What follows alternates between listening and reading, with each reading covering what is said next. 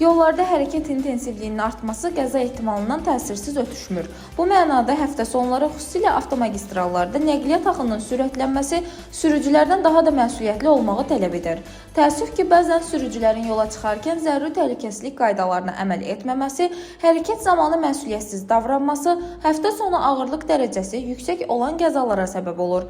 Baş Dövlət Yol Polisi İdarəsi xüsusilə səfərə hazırlaşan sürücülərə müraciət edərək, onlara mənzil başına təhlükəsiz çatmaq üçün nasaz nəqliyyat vasitələri ilə yola çıxmaqdan çəkinməyi, sürət rejiminə, ötmə və manevr zamanı təhlükəsizlik qaydalarına ciddi əməl etməyi, yol və hava şəraitini nəzərə almağı, yorğun, yuxusuz halda sükan arxasına əyləşməməyi tövsiyə edir.